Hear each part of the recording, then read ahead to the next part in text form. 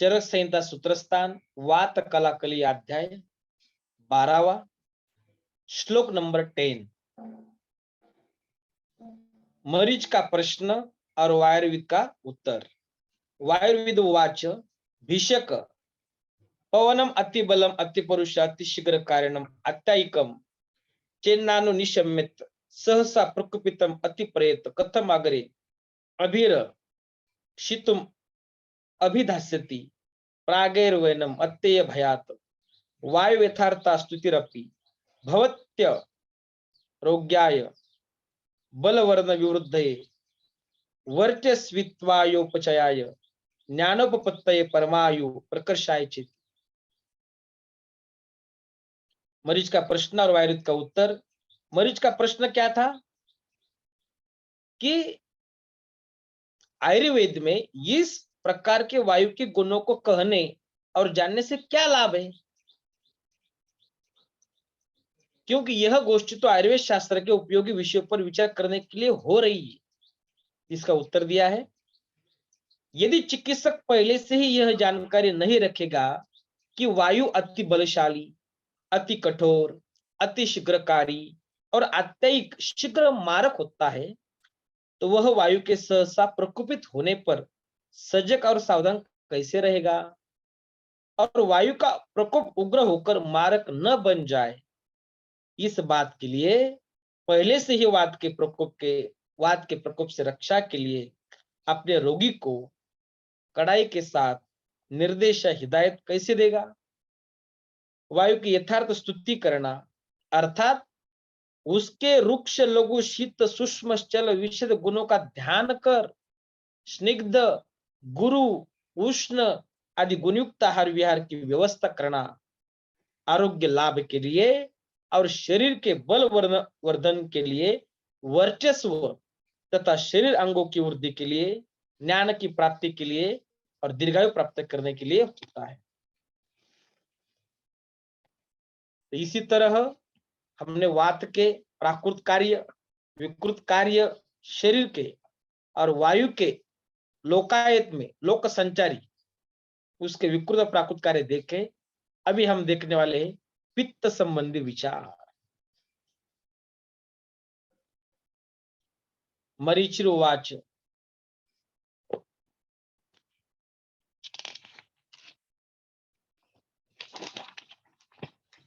प्राकृत तथा विकृत पित्त के कार्य।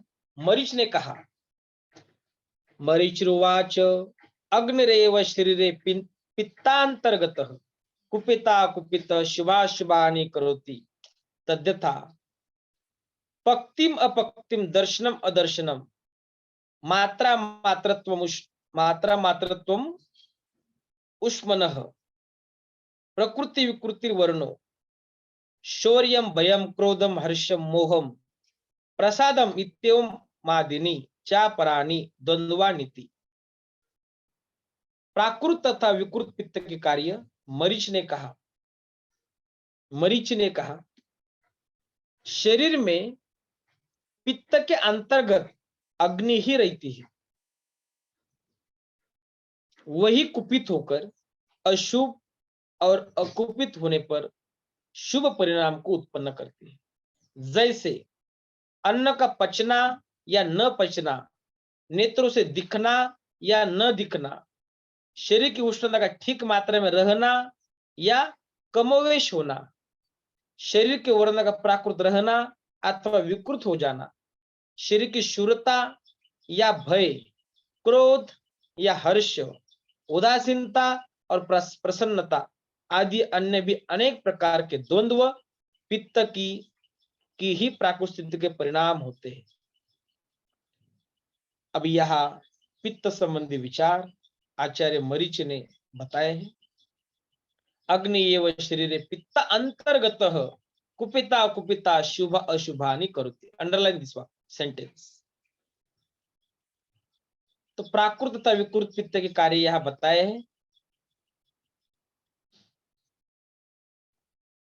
तो नाइस टू नो, ये सब पता होना चाहिए। सिर्फ आचार्य वाग्भटाचार्य ने भी बताया पित्त के प्राकृत कार्य। पित्तम पक्तुष्म दर्शने क्षुत्र रुचि प्रभा मेधादि शौर्य तनु मार्दवे पित्तम पक्तुष्म दर्शने, पित्त का कार्य पचन करना, उष्णता, दर्शन देखना, क्षुधा तृष्णा, रुचि, प्रभा, मेधादि, शौर्य, तनु मार्दवे, ये सब पित्त के कार्य है, पता होने चाहिए।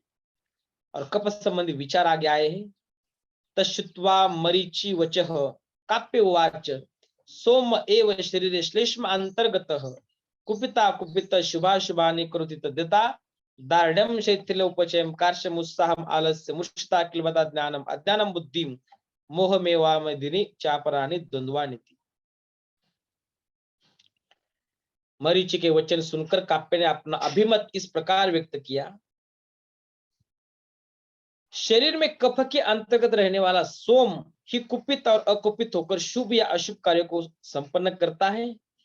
जैसे शरीर में दृढ़ता होना या शिथिलता होना, मोटापा या कृशता, उत्साह या आलस्य, पौरुष शक्ति या नपुंसकता, ज्ञान होना या अज्ञान होना, बुद्धि का विकसित होना या मूढ़ता होना तथा अन्य भी द्वंद्वों को उत्पन्न करता है।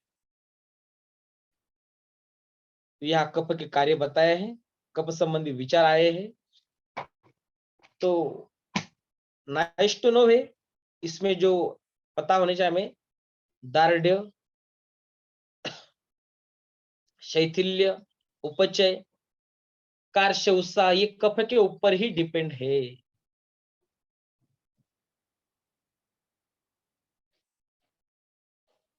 उत्साह, आलस्य, कुशता, किलबता, ज्ञान, अज्ञान, बुद्धि, मोह आदि नाम कफ के ऊपर ही निर्भर है। श्लोक नंबर 13 में अत्र पुनर्वसु का त्रिदोष संबंधी निर्णयात्मक मत आया है। वात का हमने प्राकृत कार्य देखे, पित्त के देखे, कफ के देखे, अत्र क्या कहते हैं देखो। तच्छ्रुत्वा काप्योचो भगवान पुनरुस्वात्रे उवाच सर्व एव भवन्तः सम्यगाहुर अन्यत्र कांतिक वचनात् सर्व एव खलु वात पित्त श्लेष्मान प्रकृति भूताः पुरुषं व्यापिनेन्द्रियं बल वर्ण सुखोपपन्न आयुषा महतोपपादयन्ति सम्यक सम्यगेवाचरिता धर्मार्थ कामा इव निश्रेयस्तेन महता पुरुषमिह चामुष्मस्य लोके विकृतास्त्वेन महता विपर्येणोपपादयन्ति वृत्तवस्त्रय इव विकृतिम आपन्ना लोकम शुभेनोपघात कालयति। अत्रे पुनरुसु का त्रिदोष संबंधी निर्णयात्मक मत। काप्य के वचन को सुनकर भगवान पुनरुसु ने अपना निर्णय इस प्रकार दिया। अब सब लोगों ने अच्छी प्रकार से अपने विचार प्रकट किए हैं, किंतु निश्चयात्मक रूप से एक पक्ष लेकर नहीं, क्योंकि जब शरीर में वात पित्त कफ ये तीनों ही समस्थिति में होते हैं तो पुरुष की इंद्रियों में कोई विकार नहीं उत्पन्न होने देते है और पुरुष को बलवान उत्तम वर्ण वाला आरोग्य संपन्न तथा दीर्घायु बनाते हैं। जैसे अच्छी प्रकार के सेवन किए हुए धर्म अर्थ और काम पुरुष को इस लोक में तथा जन्मांतर में बहुत बड़े कल्याण से युक्त करते हैं। जब वात पित्त कफ विकृत होते हैं तो पुरुष को रोगी एवं दुखी तथा अल्पायु बना देते हैं। जैसे विकृत ऋतुएं प्रलय के समय संसार का नाश कर डालती है, शीत उष्ण वर्षा ऋतु। तो यहाँ अत्रेपनुष का कहना है कि तीनों जो दोष है उस समस्थिति में हो तब शरीर का स्वास्थ्य उत्तम रहता है। पुरुष को बलवान उत्तम वर्ण वाला आरोग्य संपन्न दीर्घायु बनाता है। जैसे अच्छी प्रकार के सेवन किए हुए धर्म अर्थ और काम पुरुष को इस लोक में तथा जन्मांतर में बहुत बड़े कल्याण से युक्त करते हैं। जब वात पित्त कफ विकृत हो जाते हैं तभी शरीर को रोगी दुखी तथा अल्पायु बना देता है। श्लोक नंबर 14 देखिए, आत्रेय के मत का सर्व समर्थन। अभी वो संभाषा परिषद थी। तदृशय सर्वम एवं अनुमेनिरे वचन मात्रे से भगवतो अभिनंदन दुश्चेती। आत्रेय के मत का सर्व समर्थन। इस प्रकार भगवान आत्रेय पुनर्वसु के कथन को सुनकर सभी ऋषियों ने अपनी सहमति प्रकट की और उन्हें साधुवाद के साथ अभिनंदित किया। तो प्राकृतवाद, आत्मगुण जो बताए हैं, तो वाद के आपको जितने भी प्रकार है यही इंपॉर्टेंट है। हमने इस सब प्रकार फर्स्ट ईयर में अष्टांग हृदय में देखे।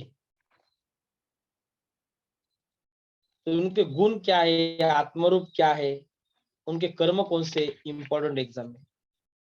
उसके साथ साथ उनके जो प्रकार है, प्राण वायु, उदान वायु, समान वायु, व्यान वायु, अपान वायु, उनका ही आपको, उनका स्थान क्या है, उनका कार्य क्या है, इंपॉर्टेंट है, एग्जाम में आता है। तो प्राणवायु का स्थान क्या है, उनके कर्म क्या है, आप प्राण, उदान, समान, व्यान, अपान वायु उनका देख लीजिए। प्राकृत पित्त के गुण कौन से है, उनके जो प्रकार है, पाचक, रंजक, साधक, भ्राजक, आलोचक, उनके स्थान और कार्य सब ने पाठांतर में रखने चाहिए, वेरी इंपॉर्टेंट। कफ का भी अवलंबक, तर्पक, क्लेदक, श्लेषक, बोधक, सभी जितने भी प्रकार है सभी का स्थान और कर्म आपको पता होना चाहिए। उसी का हम आगे विस्तार से वर्णन करने वाले हैं। अष्टांग हृदय में भी किया है। अष्टांग हृदय की जो श्लोक अध्याय 13, 11, 12, 13 अध्याय, उनमें वात के प्राकृत कार्य, विकृत कार्य, वृद्धिक्षय लक्षण सभी का वर्णन किया है। आप देख लीजिए, हमारे YouTube चैनल में सभी का वो जो अध्याय होगा वो आपको देखने के लिए मिलेगा, सुनने के लिए मिलेगा। श्लोक नंबर 15, भवती चात्र तद आत्रेय वच श्रुत्वा सर्व एवं अनुमेने एवानुमेनिरे ऋषियो अभिनंदनश्च एथेन्द्र वचनम सुरा। अत्रेय पुनर्वसु के वचनों का समर्थन सभी ऋषियों ने अत्रेय पुनर्वसु के इस प्रकार के वचन सुनकर उनका समर्थन किया, जैसे कि इंद्र के वचन को सुनकर देवताओं ने समर्थन और अभिनंदन किया था, उसी प्रकार। गुणाः षड्विदो हेतुर्विविध कर्म यत् पुनः वायुश्चतुर्विधम कर्म पृथं च कफ पित्तयो महर्षिना मतिर्याया पुनर्वसुमतिश्चया कलाकलीय वातस्य तत्सर्व संप्रकाशितम् इति अग्निवेश कृते तंत्र चरक प्रति संस्कृति सूत्र स्थाने निर्देश चतुष्के वात कलाकलियो नाम द्वादशो अध्याय इति निर्देश चतुष्क अध्याय। इस वात कलाकली अध्याय में वायु के 6 गुण, 2 कारण, वायु के अनेक प्रकार के कर्म, वायु के 4 कर्म, कुपित शरीरचर, अकुपित शरीरचर, कुपित अशरीरचर और अकुपित अशरीरचर, कफ और पित्त के अलग अलग कर्म, ऋषियों के मत और आत्रेय पुनर्वसु का मत, ये सब विषय वर्णित किए गए। इस प्रकार चरक द्वारा प्रति संस्कृत अग्निवेश कृत तंत्र के सूत्र स्थान में वात कलाकली नामक 12 अध्याय समाप्त हुआ। इस प्रकार निर्देश चतुष्क समाप्त हुआ है। वात संबंधी हमने 8 प्रश्न देखे। वायु के गुण क्या है, वायु के प्रकोप हेतु, वायु के शामक, चंचल वायु का प्रकोप और प्रशमन कैसा होता है, प्राकृत वायु शरीर के कर्म, विकृत वायु के शरीर के कर्म, प्राकृत लोक संचारी वायु के कर्म और विकृत लोक संचारी वायु के कर्म, ये 8 प्रश्न हमने देखे। वायु की विशेषताएं देखी, वायु के गुण कर्मों के ज्ञान की सार्थकता हमने देखी, पित्त संबंधी विचार देखे, मरीच के प्रश्न और वायुरुत का उत्तर, प्राकृत और विकृत पित्त के कार्य हमने देखे, कफ संबंधी विचार, प्राकृत और विकृत कफ के कार्य और आत्रेय पुनर्वसु का मत और उसका सर्व समर्थन किया है। अगला अध्याय अथ त्रयोदशो अध्याय अथात स्नेह अध्याय में व्याख्यास्याम। अब यहाँ से हम स्नेह अध्याय की व्याख्या करेंगे। इत्यस्माह भगवान आत्रेय, ऐसा ही भगवान आत्रेय ने कहा था। अभी स्नेह अध्याय आपके लिए प्रैक्टिस के लिए इंपॉर्टेंट है, एमडी एमएस एंट्रेंस के लिए तो बहुत ही इंपॉर्टेंट है। आपको अच्छे तरह से ध्यान से सुनना है। स्नेह विद्याध्याय, जिसको स्नेह विद्याध्याय समझ में आया उनको अच्छा तरह से वो पंचकर्म कर सकता है, क्योंकि सभी स्नेह विद्याध्याय पे ऊपर ही निर्भर है, क्योंकि स्नेहन और स्वेदन पंचकर्म के पूर्व कर्म है। जब पूर्व कर्म ही अच्छे नहीं होते, जिस बिल्डिंग का पाया ही अच्छा नहीं होता, बेसमेंट ही अच्छा नहीं होता है, वो बिल्डिंग कधी ढासळून जाईल कळायचं नाही। स्नेह स्वेदन अच्छे हुआ तो कौन सा वमन हो, विरेचन हो, बस्ती हो, नस्य हो, रक्तमोक्षण हो, जो कुछ है उनका कर्म अच्छा होता है। तो स्नेह विद्याध्याय वेरी इंपॉर्टेंट है, और इस दुनिया को अभी जरूरत है सिर्फ पंचकर्म, क्योंकि कोई साइड इफेक्ट नहीं है। शरीर का शोधन कर्म हो रहा है, आयुर्वेद चिकित्सा, शमन चिकित्सा, सभी के लिए इस प्राणी, इस दुनिया में जितने भी व्याधि है, उसी व्याधि का निराकरण एक ही है, पंचकर्म। पंचकर्म से जो स्वस्थ व्यक्ति उनके लिए भी पंचकर्म है, जो व्याधिग्रस्त है उनके लिए पंचकर्म है, बाल हो, तरुण हो, वृद्ध हो, सभी के लिए पंचकर्म है। और हम जो पढ़ रहे हैं हमारे लिए भी पंचकर्म है, स्वस्थ रखने के लिए पंचकर्म है। तो उसमें सबसे इंपॉर्टेंट अध्याय है स्नेह विद्याध्याय। गत अध्याय में वात पित्त कफ का वर्णन किया गया है। अब उन दोषों की चिकित्सा कल्पना के लिए इस अध्याय से कल्पना चतुष्क प्रारंभ किया जा रहा है। दोषों में वात प्रधान है और उसकी चिकित्सा स्नेह से होती है। वातम स्नेहन मित्रवत, वातम स्नेहन मित्रवत, इसलिए इस वर्णन किया जाएगा। अग्निवेश की जिज्ञासा, सांख्य संख्यात संख्ये सहास्य नाम पुनर्वसुम जगत वितार्थम प्रपच्छ वन्निवेशम स्वसंशयम, समस्त ज्ञातव्य आत्मा आदि के तत्वों को जानने वाले ब्रह्म ज्ञानियों के साथ बैठे हुए भगवान पुनर्वसु से जगत के कल्याण के लिए अग्निवेश ने अपने संदेह को पूछा। अभी इस अध्याय में 25 प्रश्न पूछे हैं, 25 क्वेश्चन, और 25 क्वेश्चन सिर्फ स्नेहन के ही ऊपर है। ये 25 क्वेश्चन हमें अगले 1 घंटे में देखने, जितना हो जाएगा उतना।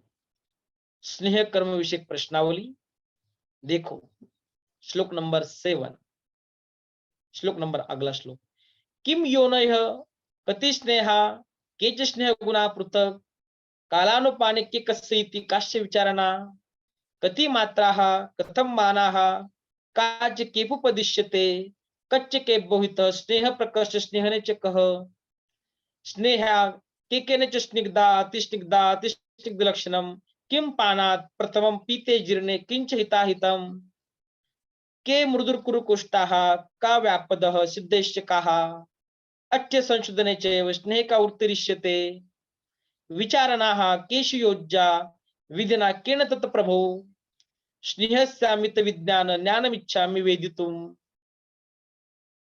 स्नेह कर्म विषय प्रश्नावली।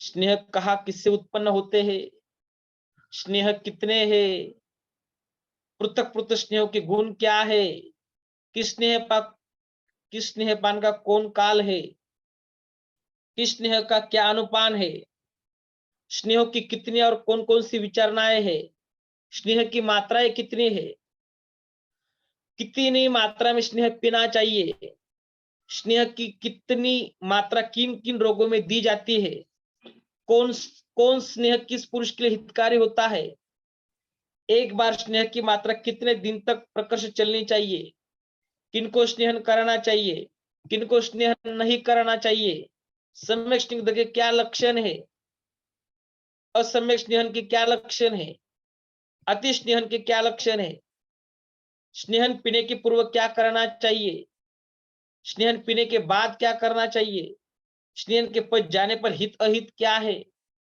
मृदु कोष्ठ के क्या लक्षण है, कुरु कोष्ठ के क्या लक्षण है, अविधि स्नेह पीने से कौन कौन उपद्रव होते हैं? अविधि स्नेह पीने से होने वाले उपद्रव का निराकरण कैसे होता है? संशमन और संशोधन के लिए अच्छे स्नेह का पान किया जाए तो उसमें किन किन उपायों का अवलंबन करना चाहिए? स्नेह की विचारणाओं का प्रयोग किन किन रोगों में कितनी मात्राओं के साथ किस किस विधि से करना चाहिए? हे अपार ज्ञान संपन्न गुरुदेव, इन सभी प्रश्नों का उत्तर मैं शास्त्र ज्ञान पूर्वक आपसे जानना चाहता हूँ। अग्निवेश की जिज्ञासा। और अभी अग्निवेश के 25 प्रश्नों को सुनने के बाद उनके संदेह को दूर करने वाले आत्रेय पुनर्वसु ने कहा है, अथ तत् संशयचिता प्रत्युवाच पुनर्वसु स्नेहानाम द्विधा सौम्यम योनि स्थावर जंगमा। पहला प्रश्न था क्या? स्नेह कहा किससे उत्पन्न होते हैं? पुनर्वसु कहते हैं, हे सौम्य, स्नेहों की योनि दो प्रकार की होती है, एक स्थावर और एक जंगम। तो उसका आगे विस्तार से वर्णन किया है।